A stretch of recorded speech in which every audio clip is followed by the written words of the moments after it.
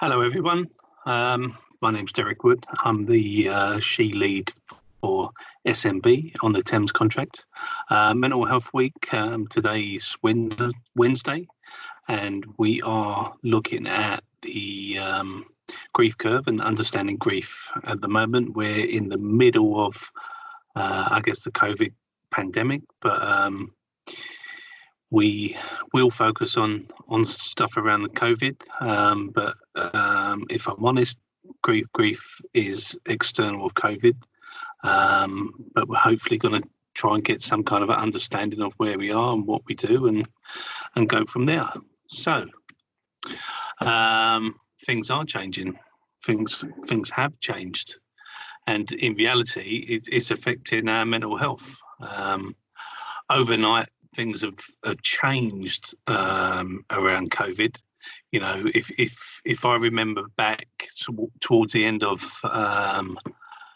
2019, and there was talk of an illness, and who'd have thought it would affect all of us in such a way, where we're safe indoors or under lockdown, and you know, we can't travel, we can't see family, we can't see friends. You know, it's a really difficult time. So this is really, really bad for us. But you know, we've got to get through this. So please be assured, what you're feeling is normal, and generally follows a path where, for some it's going to take days to get used to, some it's going to take weeks. Some people it could take months. It really could. But you're not alone, and there is support out there for you, and we're going to cover some of that today. So we're going to cover the grief curve, and this pretty much is what you see here. It's broken down into 3 steps. You've got stage 1, stage 2, stage 3. Each stage has like a double point there: denial and acceptance, follow shock. Then you've got feeling low, experimental, decision making, and engagement. And again, whilst the slide shows pandemic, this is generally grief in general. You know, you could put this into a different context. Certainly from my point of view, a recent family bereavement, not COVID related, and I can relate to a number of points on the graph there. Sometimes I'm at the experimental stage, sometimes I go back to acceptance, or maybe even denial, but you know, it's going to take time for me to get to where I need to be, my family need to be, and if I'm honest, I've shared this presentation with them and gone through and explained to them. So if it's not just for you, if you want to share it out to whoever you want, you're obviously quite welcome to. So stage 1, denial. You know, is this actually happening? Well, as I said earlier on, this is unheard of. You know, it's not real, but in reality it is.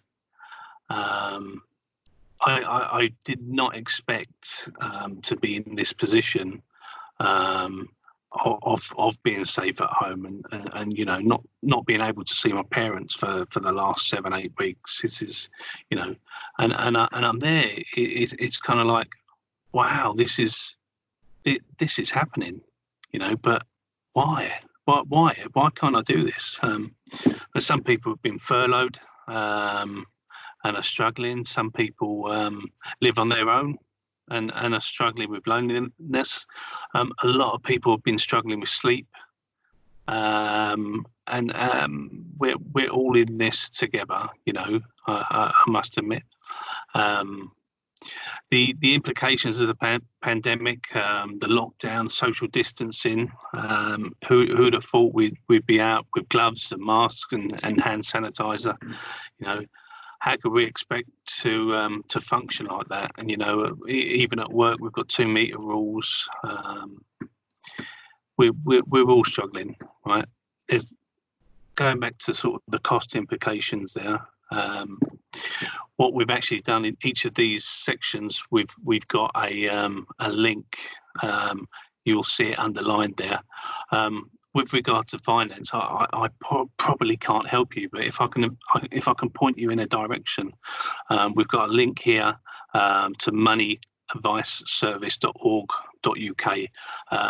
It's a free, impartial advice on things related to money. You know, I'm more of somebody who can direct you into this area.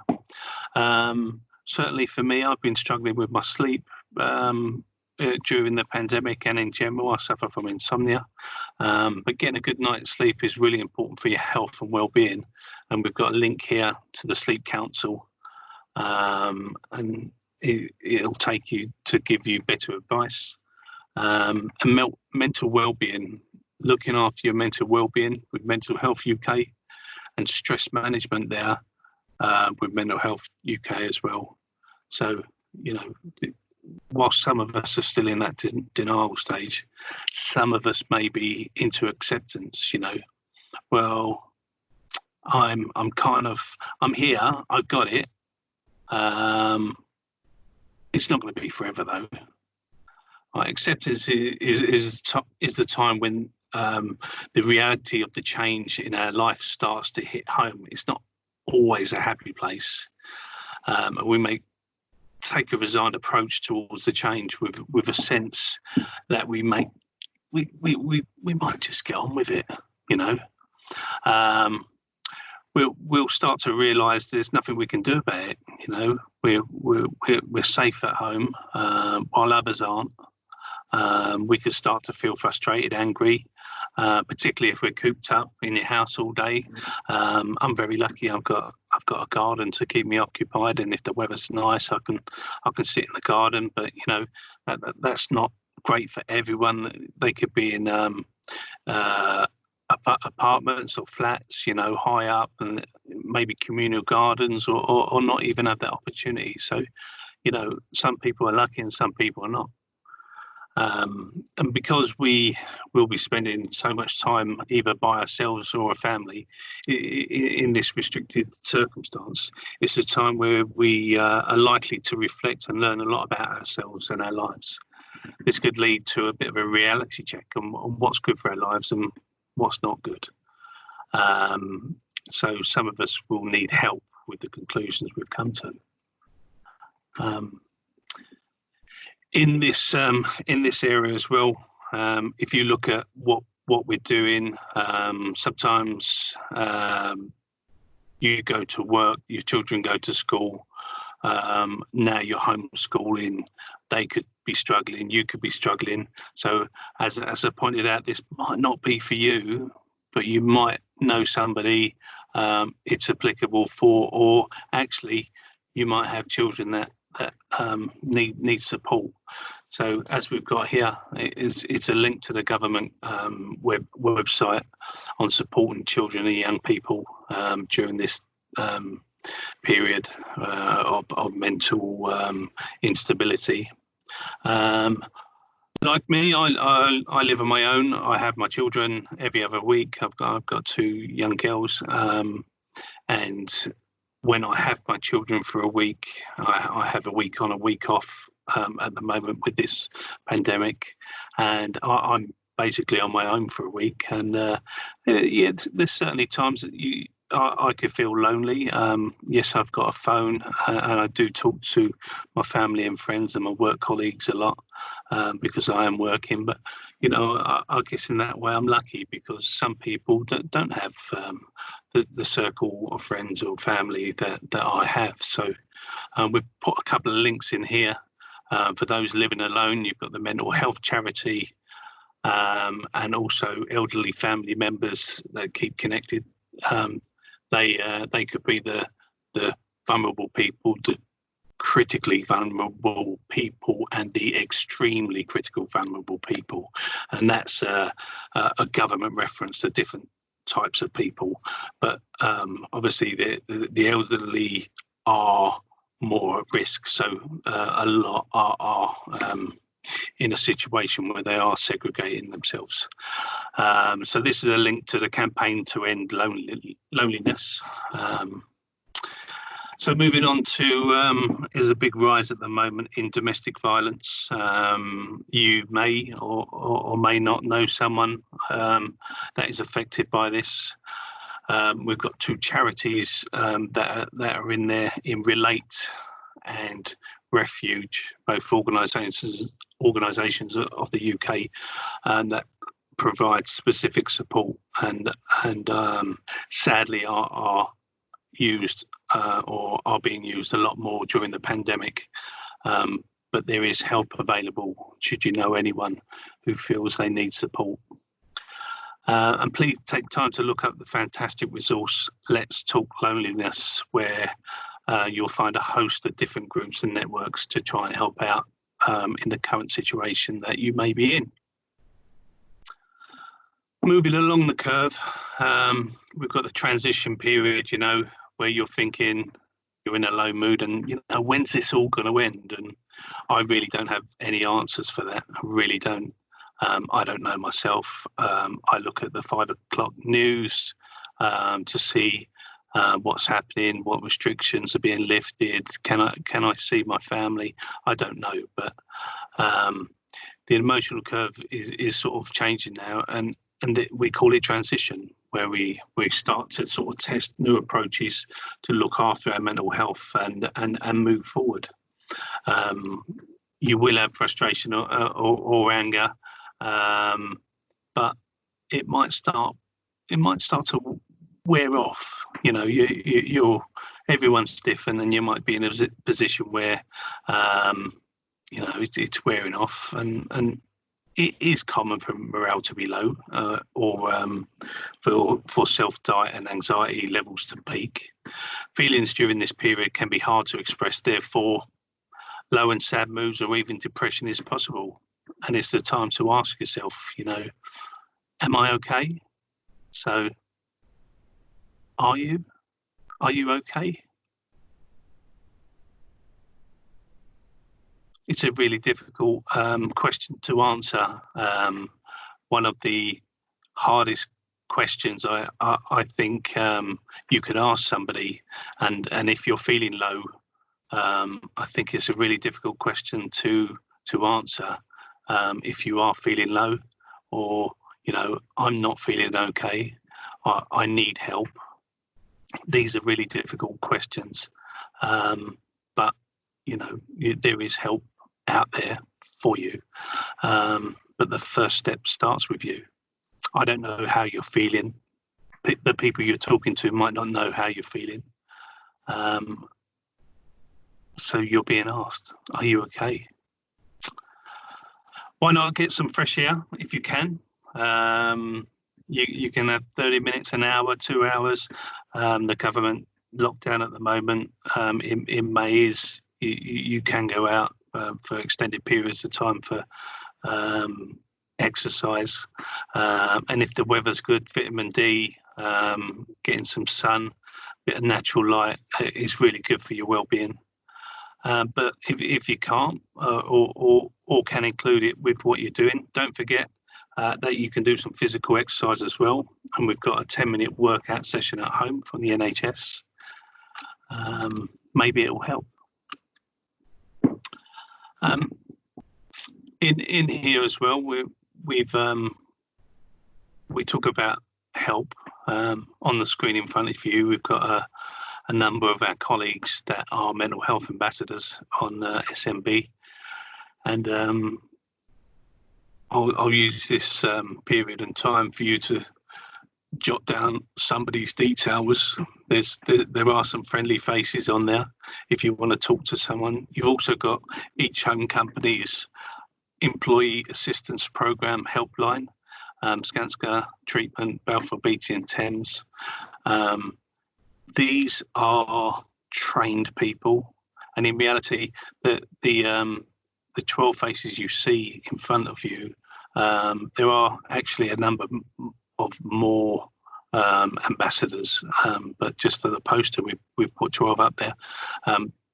worst case scenario, they will direct you to the telephone numbers on the right there. These are the trained people that can assist you further than what we can as an ambassador. And looking at the top here, we've also got some more help there from the NHS with Every Mind Matters, or the mental health wellbeing audio guides. So it's a chance to just follow these links, or if you need to, just speak to a colleague. We're here for you. So continuing with stage 2, you've got the experimental stage. Maybe I could... It could take you a long time to reach this point. It could take you days. You could go forward, you could go back. But for some people, it could take months. Change isn't always a bad thing, but we look to adapt to a new way of working. Working from home is something I used to enjoy. I'm 50-50 now, because I'm being forced to do so. So in rush hour, I drive to the office, and it takes in rush hour up to 2 hours. I could go for a 2-hour drive to go to a 1-hour meeting. But now I'm getting a better understanding of how working from home can help me. You know, to me, it's a pointless exercise to spend 4 hours going to a meeting that is only an hour. It's a pointless exercise for me. And the virtual Teams meetings seem to be really good. The Skype meetings and stuff like that. I was never a commuter, never ever. But going into the office on the trains and stuff like that, it's really so many people are not doing that now. It's helping them out, and obviously helping at the moment, talking about pandemics and the virus. It's stopping the spread. Some people will be spending more time with their family and children. It's been good for some people, and I know I'm really struggling with homework, if I'm honest. I used to really enjoy maths at school, maths and science, until my children have started to do it for GCSEs, and I fully don't understand it, if I'm honest. It's maybe I just need to go back and a bit more homework for me, maybe. But one of the good things I'm enjoying is actually spending time with my children more, and doing just normal stuff, as we've touched on previously. It's that normal feeling which I've missed, and it's given me a good opportunity to spend a bit more quality time with them. So yeah, I think that's it's better for my own personal mental well-being for long term. Or maybe for yourself, it's a little bit of flexible working, or you might be thinking, well, you know, maybe I could look at working part-time, you know, or job sharing, or do you know what? On reflection, I don't want to do this anymore. You know, and it's a chance for you to reflect on what you personally want to do moving forward. You are in charge of your own destiny, and yeah. Being in lockdown has given us time to have these conversations, not just about work, but about relationships. You know, living with each other 24/7 could be great for some people. Could be really difficult in relationships. My parents have been married nearly 50 years, and even though they're both retired, they generally have their own time where they could go out and go to shops or shopping and stuff like that. And I know, you know, even after nearly 50 years of marriage, they find it difficult when you're living on top of each other, and whilst you are safe at home, you are having difficulties in relationships, and some people are going to have hard decisions, but it may be good for your own mental health to live apart where you can, and that's something the government provided guidance on, where they said, you know, if there was an argument or something and somebody had to leave the house and live with someone else, then they could. Or you may need to seek legal advice on steps that it could be positive for some people. It might not be for all, but at least it's there for some.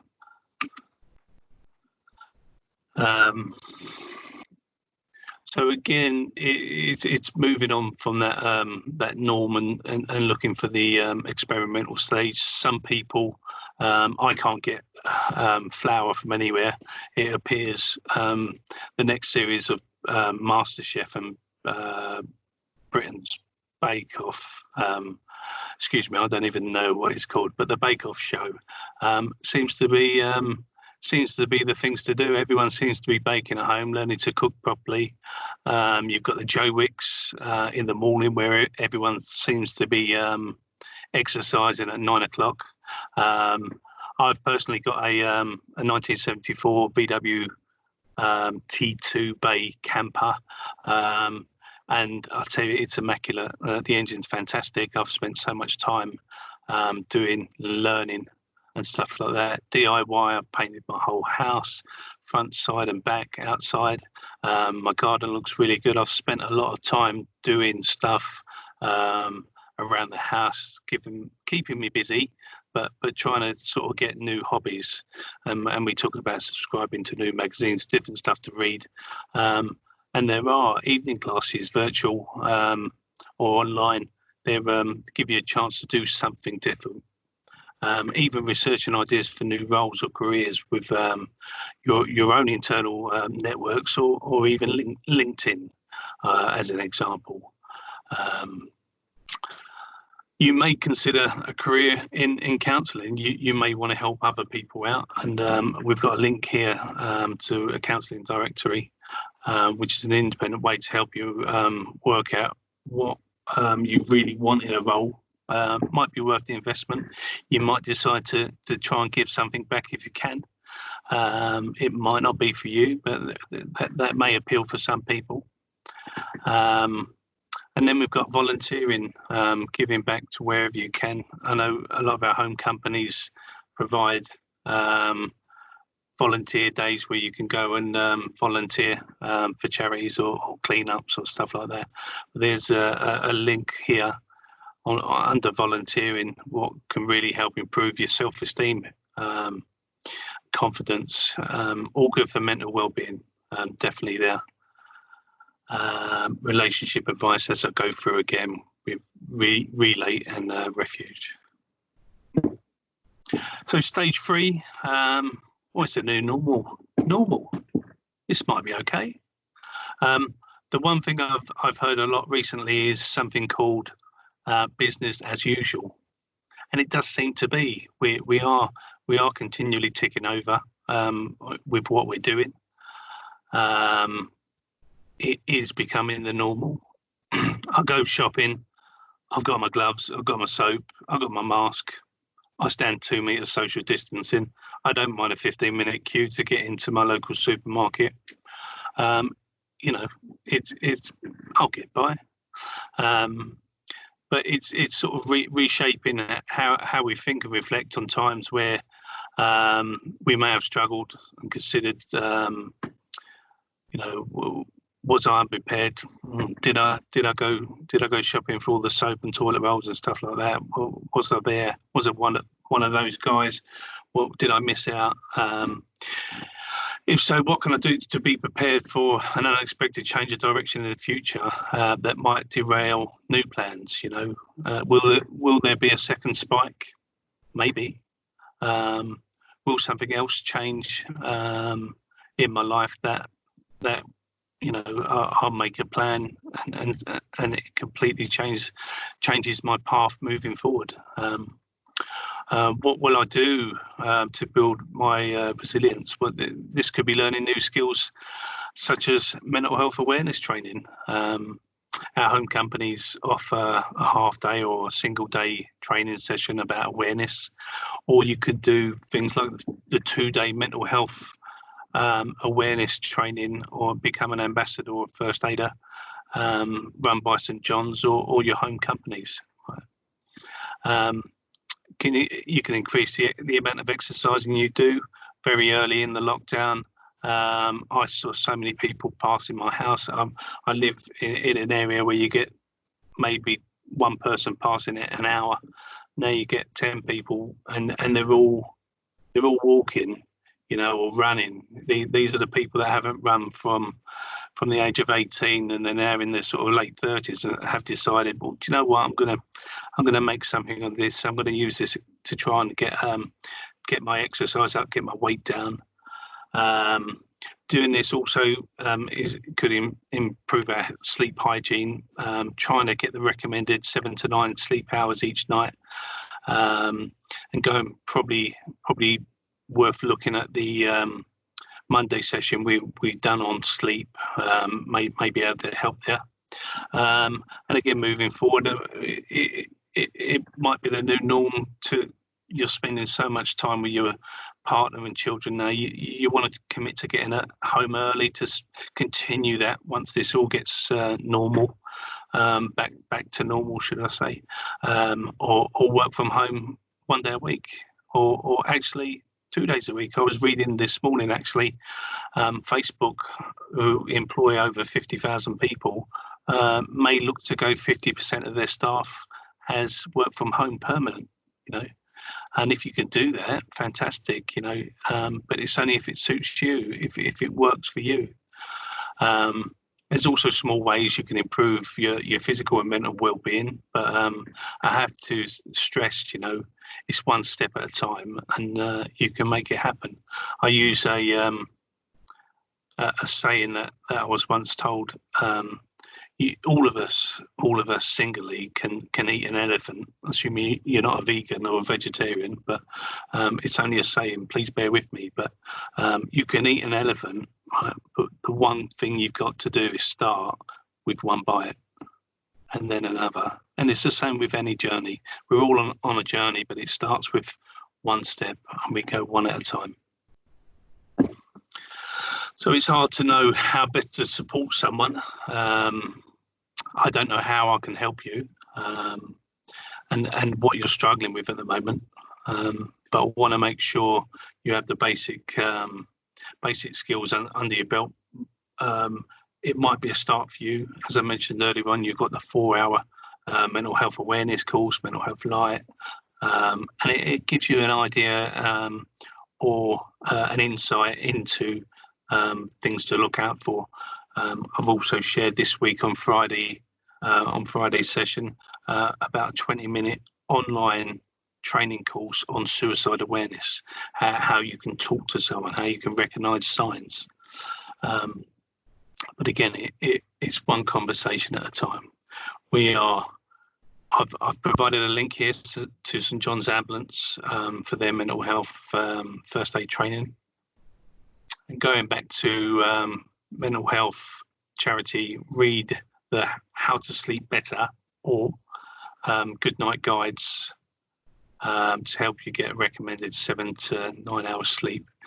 Or if you're really struggling, do you recognise any of these sleep problems? If so, go and see your GP. These are links to the Skanska website, the intranet, to for other advice. So if you need access, please contact me if you're one of our JV partners. The engagement stage 3. This is where you get into the position where it is the new norm and you're going to make it work for you. Engagement is the final stage of the emotional curve, change curve, and our normal returns. Even if it's a new normal, it's a normal. You feel more in control of your lives, and it's likely that you feel motivated and focused on a task ahead. We generally are more confident and upbeat, and it's important that we look forward and not backwards into what happens. We look forward to the future and the paths and plans we've made, making sure people know what the future looks like for you. You may not even know what it looks like, but at least you've got an opportunity there to engage with new people at work. We talk about IFE and the introduction, how you speak to people, how you get to know someone, and be interested in how the new setup of work is going to look like, and how you're going to get there. We also have to realise that people have moved on and left our AMP, either as a result of their own decisions and because of the contract it is finishing. Right, it's a loss to us, and it's okay to feel sad. It is, and a little bit lost in some ways where you've lost work colleagues to new contracts. But we just adapt to it, and we get used to a new way of work. We'll all be moving on very soon anyway. And we've got a time to change.org, having good conversations start here. A few tips to help when you want to ask, how are you? Going back to a couple of slides ago, how are you? It's a good way of starting a conversation. Again, moving on to the new norm, I've put in here because I think it's a really good place to start. You know, something different, keeping your mental health well-being. Could start with a little bit of exercise, and there's a link here from Couch to 5K, which will give you an idea of how, from being a couch potato that you might feel you are, to running 100 meters a day, to 200 meters, to 500 meters, and all of a sudden up to 5K.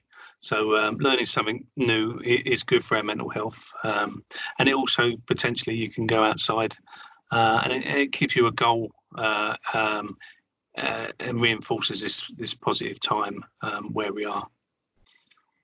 And have a go at mindfulness. It helps you focus on the here and now, and stops you looking back and pulling your mood down. There's plenty of free apps out there, and there's also paid ones if you want. You've got a 30-day free trial with Headspace, for instance, about mindfulness, or you've got the NHS website, which focuses on a number of different areas that can help you. Use mindfulness as a regular basis to help you build up your resilience. So you know, it's not a one-day fix. It's a long journey, but as I mentioned on the slide previous, it starts one day at a time. That's it for us, really. If you've got any questions, please get in touch with me, Derek, derek.wood@skanska.co.uk, or please get in touch with one of your mental health ambassadors who would be able to assist you in any way. I'd like to thank you for taking the time to listen to this presentation. I guess you could call it a podcast, really. Maybe that's a way of doing it. Who knows? If you need help, guys, it's there. What we've covered today is what we call the grief curve. We may all be suffering. We may not be suffering. We may know someone who's suffering. But what I'd like to point out really is you're not alone, and there is help available. I'd like to thank you for listening.